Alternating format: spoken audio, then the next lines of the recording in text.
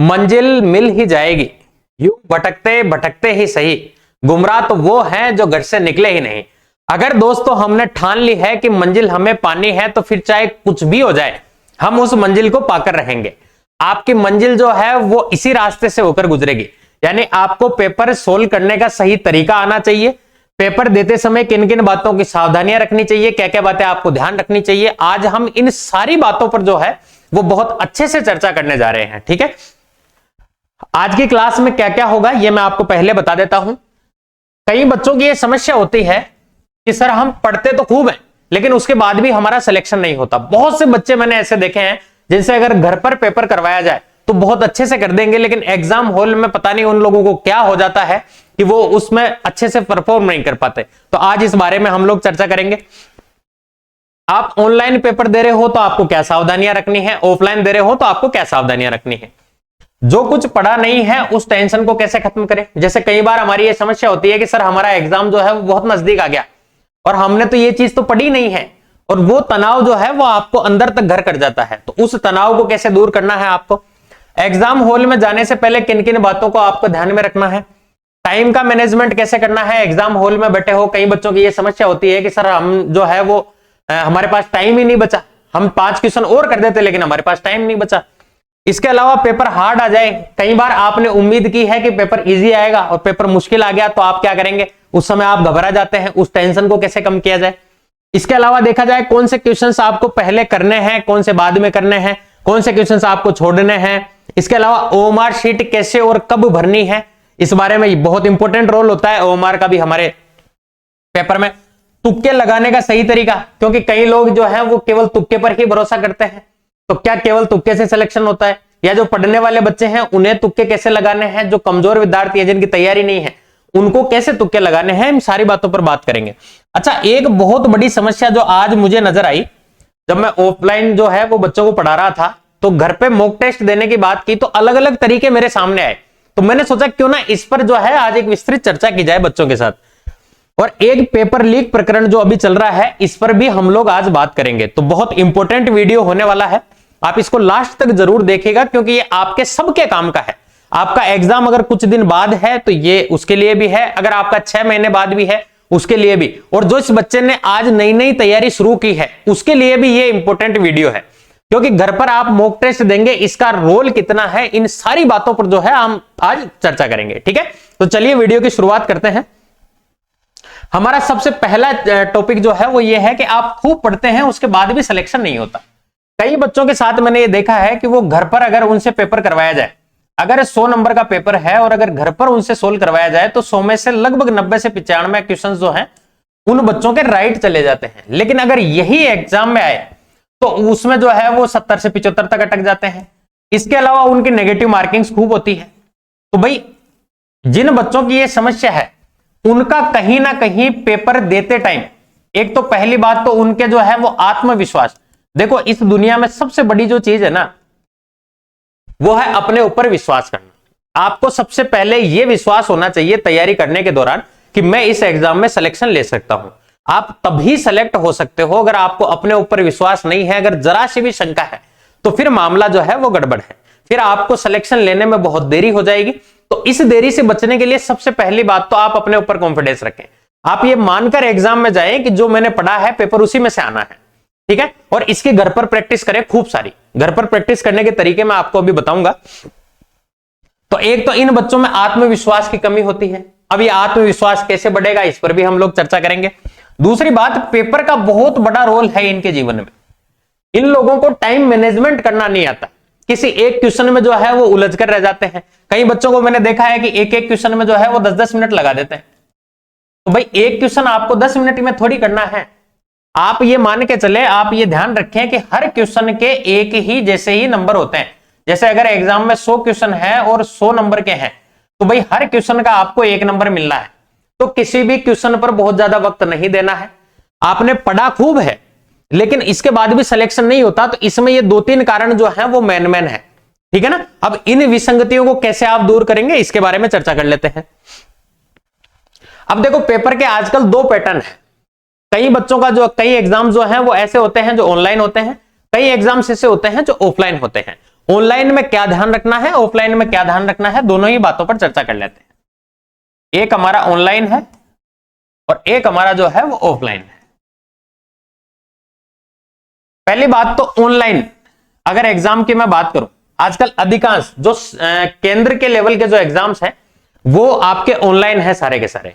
कुछ एग्जाम्स जो है वो स्टेट लेवल के, वो अभी ऑफलाइन है।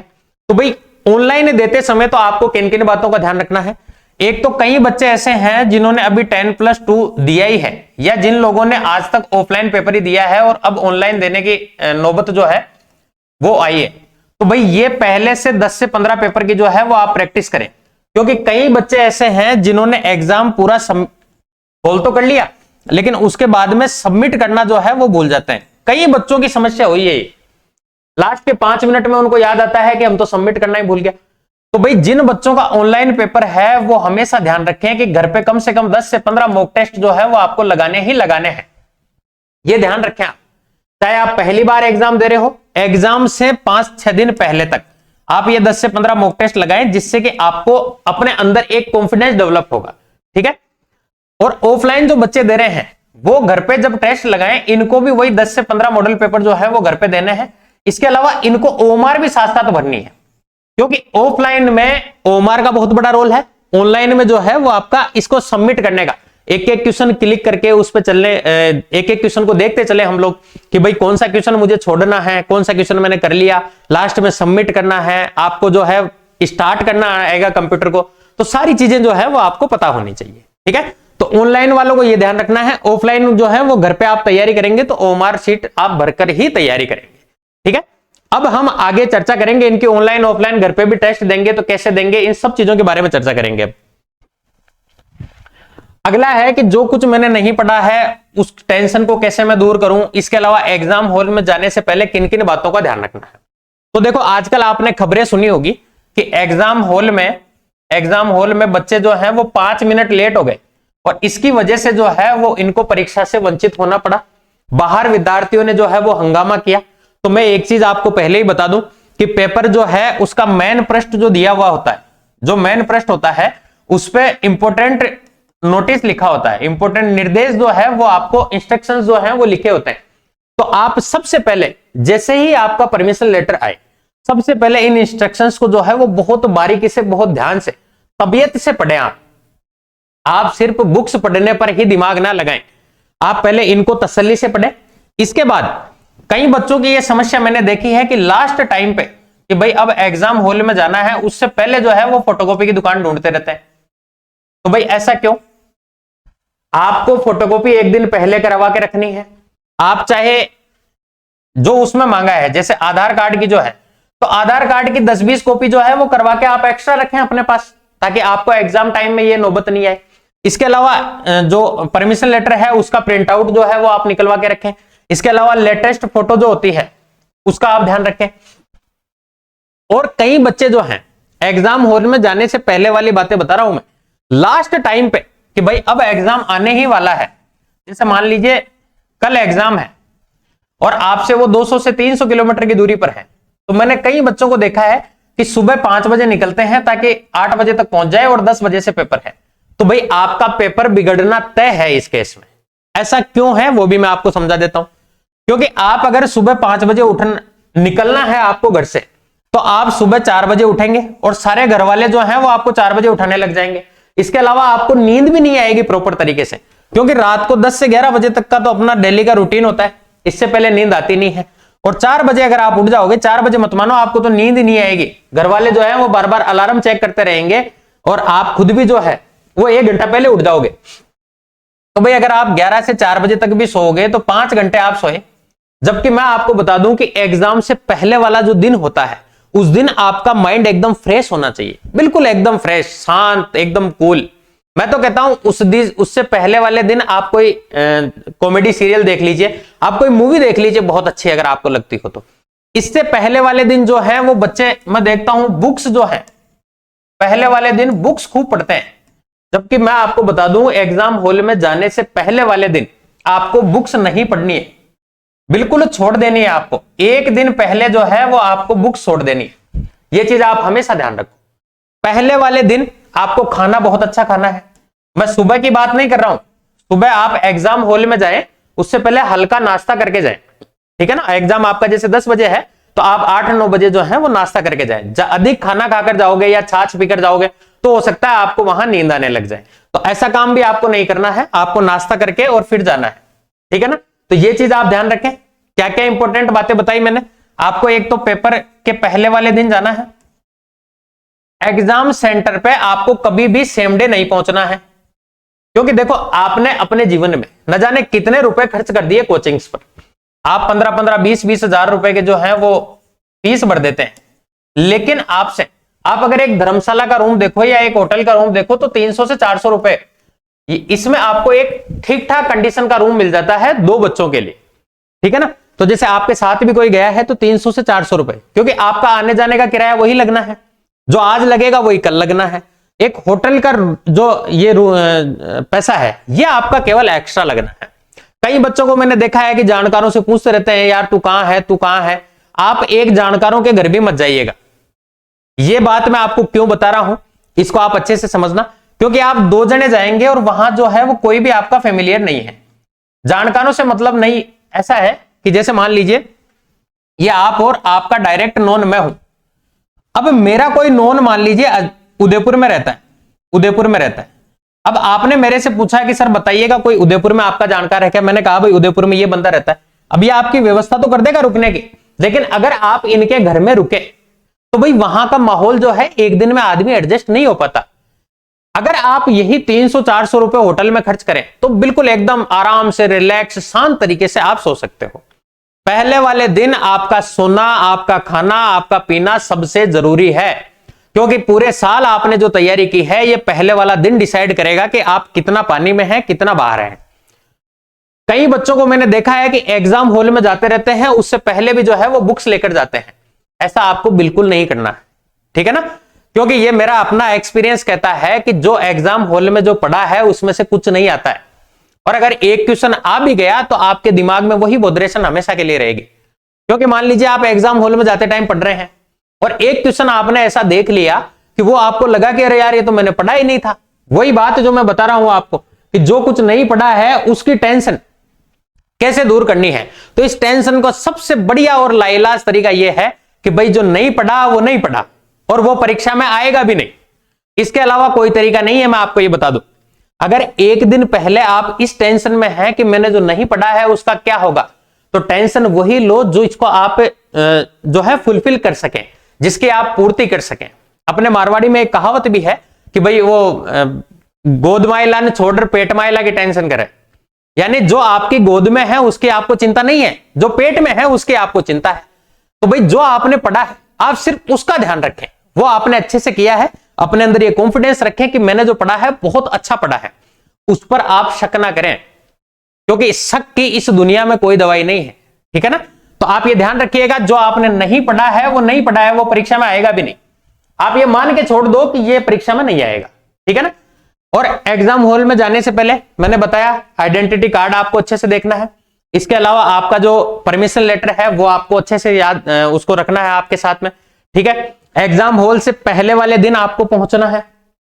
इसके अलावा पहले वाले दिन आपको किताबें छोड़ देनी है।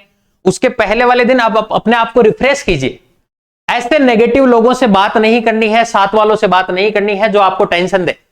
पॉजिटिव लोगों से बात करनी है, क्योंकि अपनी जिंदगी में 1-2 करम फूटे भी होते हैं, 1-2 अच्छे लोग भी होते हैं। तो अच्छे लोगों से बात करें ताकि वो आपकी एनर्जी जो है वो बूस्ट करें कि नहीं तू कर सकता है, ठीक है।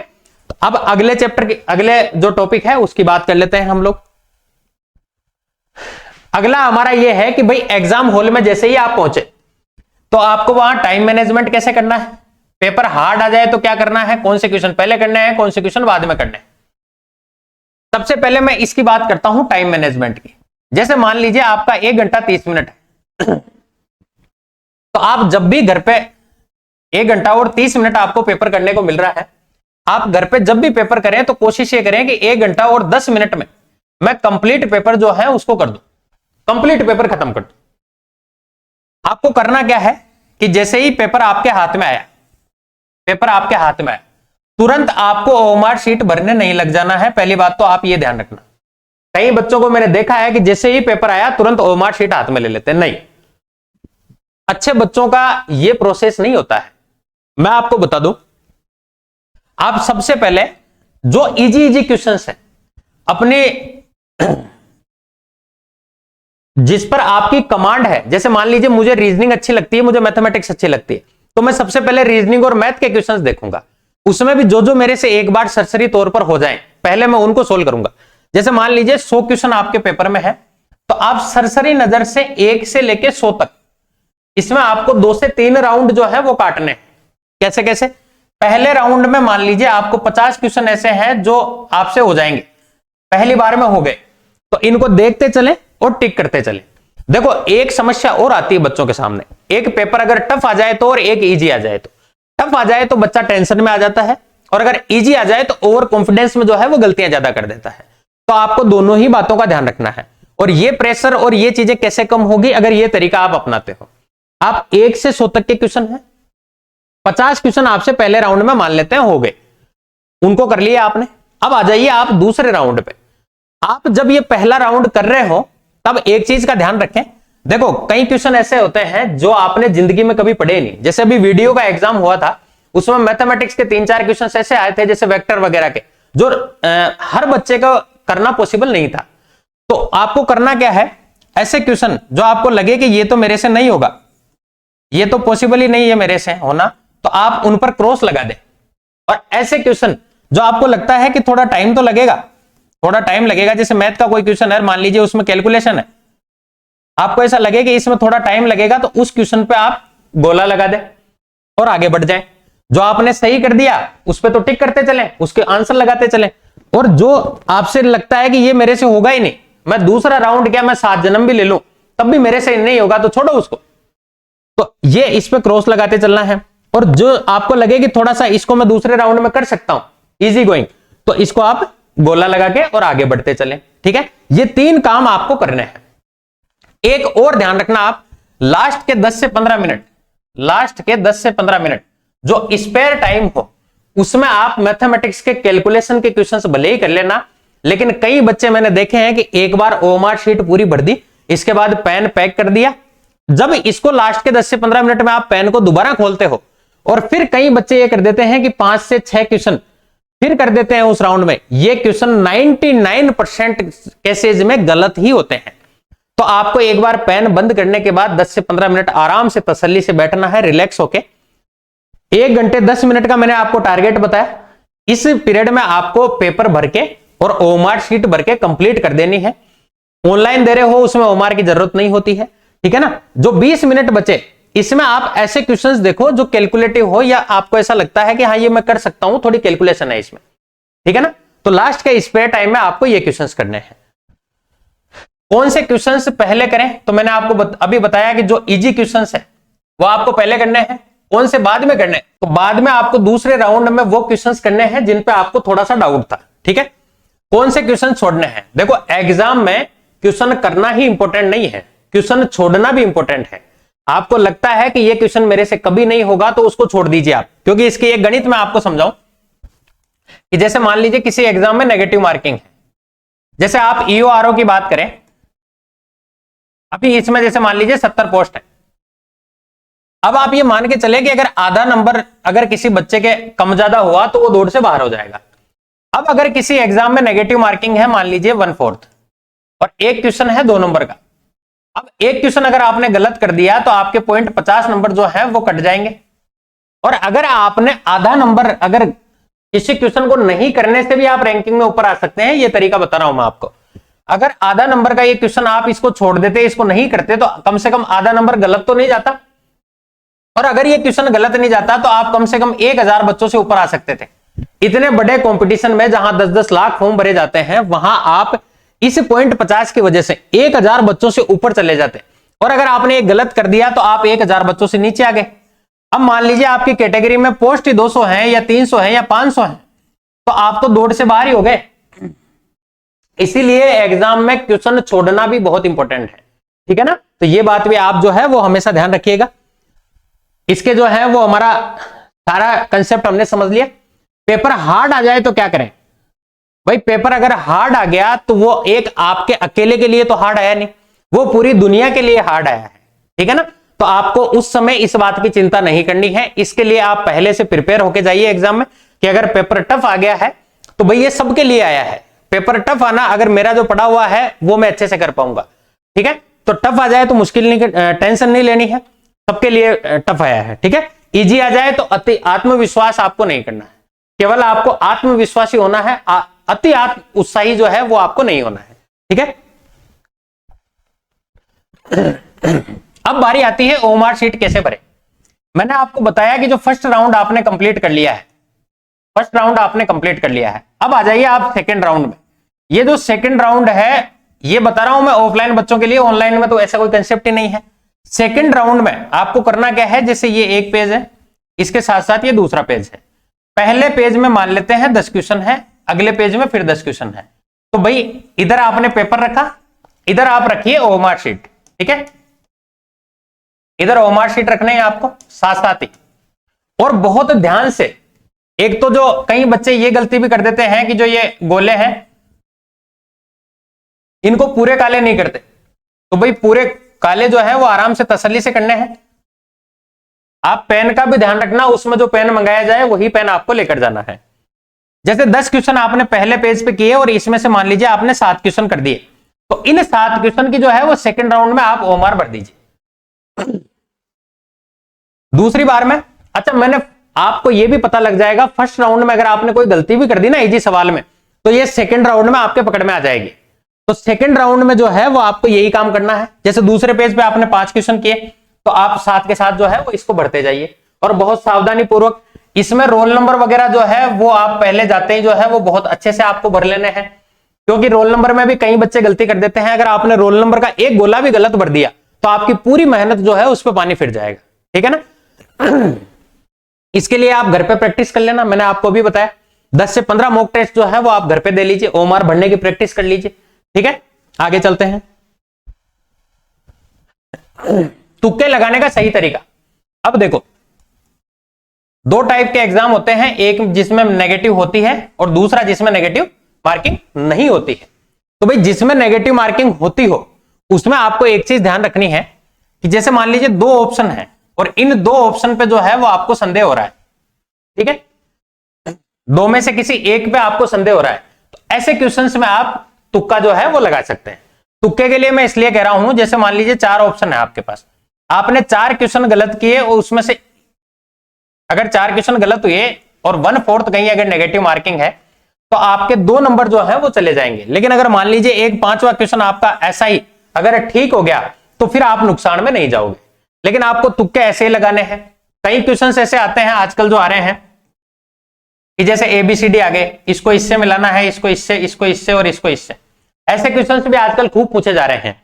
तो ऐसे क्वेश्चंस में जैसे मान लीजिए एक आपसे मिल गया कि भाई ये जो A है ये इससे मिलान खा रहा है, अब A का ऑप्शन C जो है वो 2 ऑप्शन में दे रखा है, तो ऐसे केस में आप एक पर जो है वो तुक्का लगा सकते हैं। इसके अलावा आपको तुक्के नहीं लगाने हैं। और अगर नेगेटिव मार्किंग नहीं है फिर आप पूरे में से पूरे करके आइए। लेकिन इसमें भी एक चीज ध्यान रखनी है कि भाई इस केस में जो नॉर्मलाइजेशन होता है, नॉर्मलाइजेशन जो होता है इसमें जिस बच्चे के नेगेटिव कम होते हैं उसको ऊपर रखा जाता है, और जिस बच्चे के नेगेटिव क्वेश्चन ज्यादा होते हैं तो उसमें जो है वो इस बच्चे को नॉर्मलाइजेशन में नीचे ले आते हैं। लेकिन आप कर सकते हैं, जैसे अभी कुछ एग्जाम्स ऐसे हैं जो क्वालिफाइंग नेचर के हैं, तो इनको आप क्लियर कर सकते हैं, ठीक है। आगे चलते हैं। तो तुक्के लगाने का मैंने आपको तरीका ये बता दिया है, ठीक है। आप अक्कड़ बक्कड़ बम्बे बोल करके और तुक्के नहीं लगाने हैं, ठीक है। आगे चलते हैं। सबसे मेन बात कि घर पर आप मॉक टेस्ट जब भी दें, घर पर आप जब भी टेस्ट देवें तो उसको कैसे देवें। देखो, आप अगर ऑनलाइन टेस्ट दे रहे हो या आप ऑफलाइन टेस्ट दे रहे हो, दोनों में बहुत फर्क होता है। जब आप ऑफलाइन टेस्ट दे रहे हो तो मैंने कई बच्चों को देखा है, कई मेरे विद्यार्थियों को देखा है कि वो क्या करते हैं बेटे कि जैसे अगर 100 क्वेश्चन का पेपर है तो 50 तो खाना बनाने से पहले कर देते हैं और 50 जो है वो खाना बना के बाद में कर देते हैं। कि जैसे सब्जी चढ़ा दी, इतनी देर में 50 क्वेश्चन कर लिए, फिर सब्जी जब तक बन गई उसके बाद में जो है वो रोटी बना के और बाद में 50 क्वेश्चन कर दिए। तो ये गलती आपको नहीं करनी है, क्योंकि अगर आपने घर पे ये नहीं देखा कि मैं एग्जाम हॉल में बैठा हूं तो आप इसको कभी नहीं कर सकते। मैं तो कह रहा हूं आप छत पर दीजिए, जैसे गर्मी का समय है, मान लीजिए भयंकर गर्मी का समय है, तो आप जो है ऊपर छत पे बैठ गए, जहां धूप हो वहां पेपर सोल्व करें, कम से कम 2 से 3 पेपर सोल्व करें। घर में बैठे हो आप तो पंखा बंद करके सोल्व करें। घर पे आप ऐसी जगह बैठ गए, मान लीजिए एग्जाम में गए आप और आपके स्वेटर्स जो है वो उतरवा दिए, तो एक आधा पेपर भयंकर ठंड में भी आप दीजिए। आप बीमार नहीं होंगे, आप निश्चिंत रहें इसके लिए। लेकिन आपको ये चीज ध्यान रखनी है, घर पर आपको वो सारी परिस्थितियां फेस करनी है जो आपको एग्जाम में मिल सकती है, ठीक है ना। तो एक तो पूरा पेपर जो है वो एक साथ देना है। इसके अलावा अपने आप को जो है वो कमरे में बंद कर लें, आप कमरे में बंद कर लें, और जैसे 1 घंटा 30 मिनट का समय है, तो मैंने आपको कहा 1 घंटा और 10 मिनट, इतनी देर में आपको करना ही है इसको। 1 घंटा 10 मिनट जैसे ही हो, आप मन को लालच नहीं करना है, 1 घंटा 10 मिनट जैसे ही हो आप बंद कर दीजिए पेपर को, उसके बाद आपको पेपर को छेड़ना ही नहीं है, ठीक है। तो ये चीज भी आप लोग जो है वो ध्यान रखें, ठीक है। एग्जाम में जो भी टाइम मिले उससे 20 से 25 मिनट जो है वो आप कम लेवें और उस दौरान जो है वो सोल्व करें। अच्छा, ऑनलाइन का भी यही कंसेप्ट है, ऑनलाइन में आपको मार्किंग वगैरह सब कुछ मिलती है, तो इसमें भी पूरा पेपर जो है वो आपको एक साथ ही करना है, ऐसा नहीं कि उसको हम लोग किस्तों में करें, ठीक है ना। तो पूरा पेपर आपको एक साथ करना है, ध्यान रखने वाली बात है। और टाइम जो मिले, जैसे मैंने आपको बताया, उससे 20 मिनट का मार्जिन आप लेकर चले कि कम से कम 20 मिनट जो है उससे कम में मुझे ये पेपर करना ही करना है, चाहे कुछ भी हो जाए। देखो मैं आपको बताऊं, जैसे 5 किलोमीटर की आपकी दौड़ है, अब ये दौड़ जो है वो 2 तरीके से दौड़ी जा सकती है। एक तो ये ऐसे दौड़ी जा सकती है कि भाई आप 5 किलोमीटर दौड़ ही रहे हो, अब वो चाहे 25 मिनट में हो चाहे 50 मिनट में हो, कोई फर्क ही नहीं पड़ता। लेकिन एक दौड़ ऐसी है कि मुझे 25 मिनट में ही करनी है, 25 मिनट के अंदर अंदर करनी है। तो इन दोनों में बहुत फर्क है।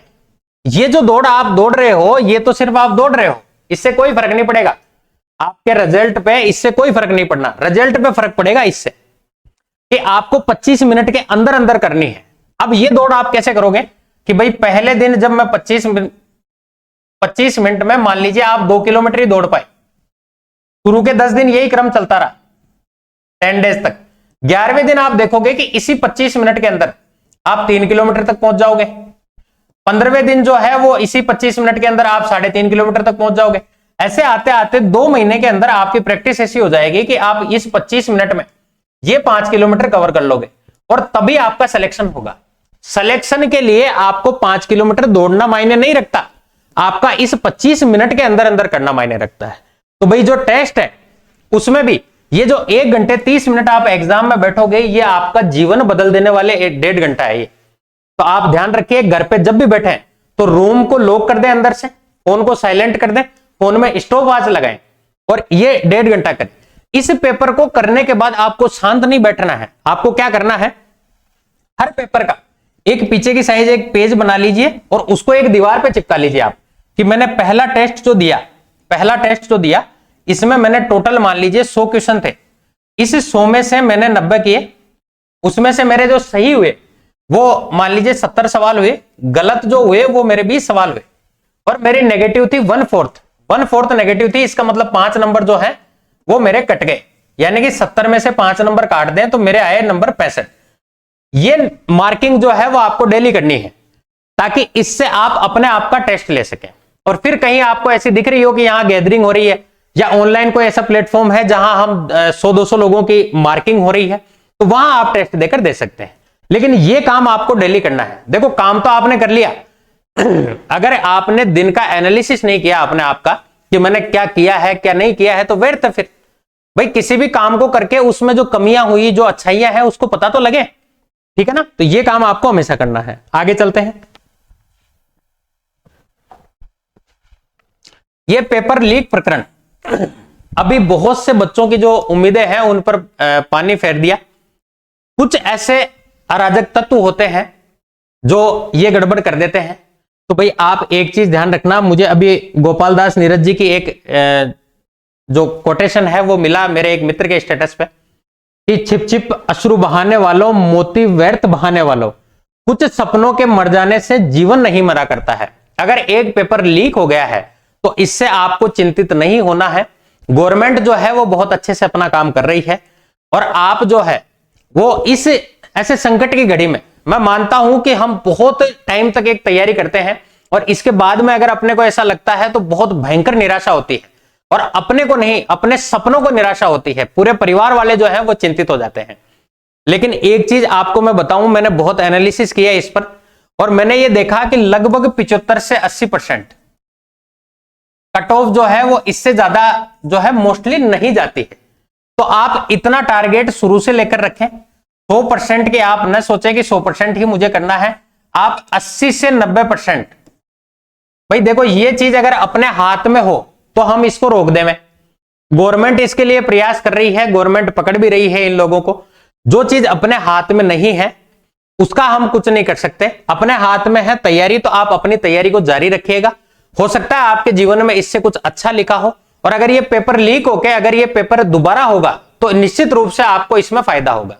ठीक है, और ऐसे लोगों से भी मैं दुआ करूंगा भाई आप बच्चों का भविष्य जो है वो खराब न करें, और आप लोग भी 75 से 80% जो है ये लाने की कोशिश करें। ठीक है ना।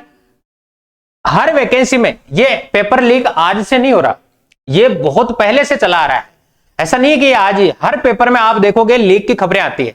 लेकिन अगर मैंने परसेंटेज का मोटा मोटा आइडिया लगाऊं तो 75 से 80% जो है वो जानी है, और पढ़ने वालों का निश्चित तौर से इसमें नुकसान होता है भाई, इसमें कोई दोहराई वाली बात नहीं है। लेकिन हम लोग जो है इसमें कुछ नहीं कर सकते सिवाय तैयारी के। दोबारा पेपर होगा, उसी जोश के साथ जो है वो आपको वापस जुट जाना है। कई लोगों का भरोसा है आप पर, उस भरोसे को अपने को तोड़ना नहीं है। जो कुछ हो गया उसको छोड़ दीजिए पीछे, अब आगे की सोचिए आप। और इसके लिए एक कोटेशन बहुत अच्छा कि भाई स्वाद जिंदगी के लो जनाब, किसी के भरोसे के नहीं।